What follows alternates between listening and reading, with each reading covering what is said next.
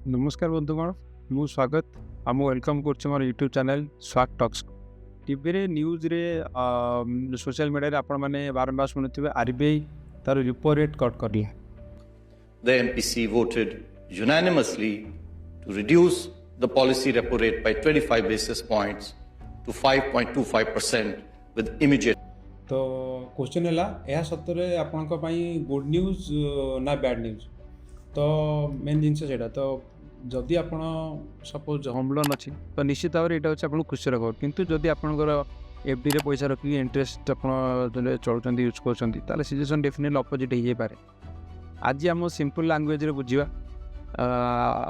RBI repo rate किए benefit पाए आ किए लॉस फेस करे। तो व्हाट इज रेपो रेट?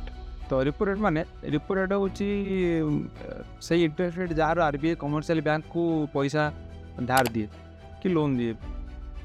तो think of it like RBI हूँ country biggest bank in the sense कि सी बैकर टू ऑल बैंक्स माने आम जमी जो आम अकाउंट सब बैंक्स मानकर जो जो अच्छी commercial bank SBI HDFC ICICI PNB whatever. तो सेमती से जो बैंक मैंने अकाउंट से मैंने आरबीआई रे मेंटेन करती because RBI is their banker. तो that is the central bank of India. तो आरबीआई रेपो रेट जो कमे दिए माने बैंक को से माने कम रेट रे जो इंटरेस्ट रेट रे बैंक मान को सी आरबीआई पैसा दिए। तो थियोरेटिकली बैंक माने मध्य कस्टमर्स को से अनुसार कम रेट रे भी लोन दे पारि। तो यहाँ माने RBI repo rate.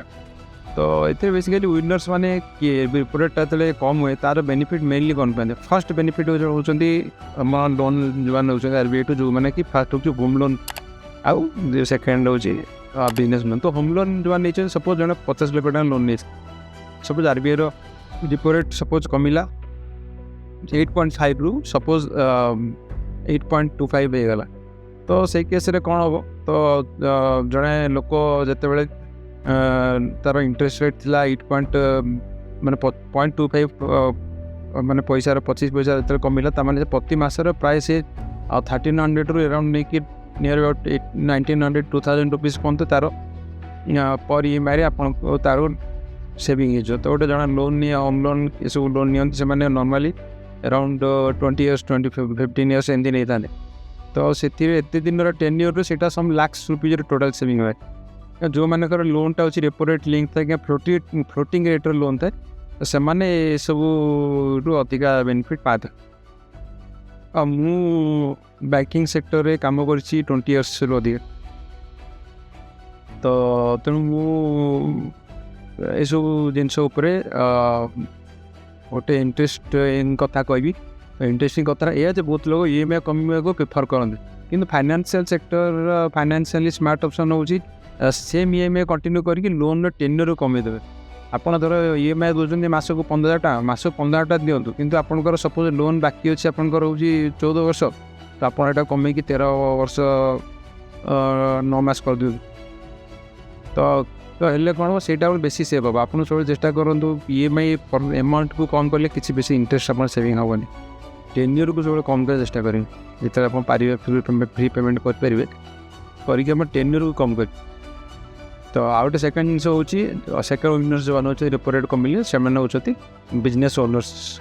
Business owners मैंने कौन से बेनिफिटेड हे कौन से बिजनेस ओनर्स मैंने पुणी लोन नौ बैंक विभिन्न मैन्युफैक्चरिंग यूनिट बसापी नुआ एक्सपेंशन करने नुआ मेसीन किनापी अधिका वर्किंग कैपिटल रिक्वायरमेंट जो दूसरे फुलफिल करने को भी आरबीआई जो रेपो रेट कमिला से भी कम रेट ऑफ इंटरेस्ट लोनटा मिले। तो से भी जिन प्रोडक्शन कॉस्ट कमिला एक्वायरिंग जो cost of machines and expansion से कमिला। तो आदर प्रोडक्शन अधिका से कले अधिक एम्प्लॉयमेंट जनरेशन है से एम्प्लॉयमेंट जो पाइले से पुणी परचेज करेंगे विभिन्न जिन परचेजिंग पावर भी बढ़ला। तो इकोनॉमी रे हेटा रिपल इफेक्ट पकाउछि तार टोटल ओवरऑल इकोनॉमी रे पड़ुछि तार मनी सर्कुलेशन बढ़ुछि ओवरऑल बैंक माने भी से माने भी बेनिफिटेड होती और गवर्नमेंट भी बेनिफिटेड होती इन द सेंस गवर्नमेंट भी टैक्स अधिक इनकम कर इनकम टैक्स हिसाब से जीएसटी अधिका जीएसटी भी इनकम हिसाब से पाउच अधिक और लुजर्स को मैंने होते लुजर्स मैंने बेसिकली जो मैंने एफडी रेट उपरे डिपेंड करते सीनियर सिटीजन लाइक जो मैंने फिक्स डिपोजिट रे मोस्टली इन्वेस्टमेंट करते से बेसी लस कहना fix deposit rate of interest कमिले से भी एफडी रेट भी कमिला रिटर्न भी कमिला और नॉर्मली बहुत लोग भी अच्छे जो मैंने भी सेविंग्स रे पैसा रखी था बहुत सारा पैसा तो सेविंग्स रेट भी कमे रेपो रेट कमिले तो आगुरी सेविंग्स रेट 3.5% इवन तो अधिका भी दौले किसी बैंक्स तो बर्तमान से आसिक 3.25-3% हो गए बहुत बैंक से तो सब इनफ्लेशन गोटे 5-6% चलिया से 3% पाइला that is actually loss to them actually तो मुझे बार बार कहे जे सब सेविंग्स करने मैंने आप जो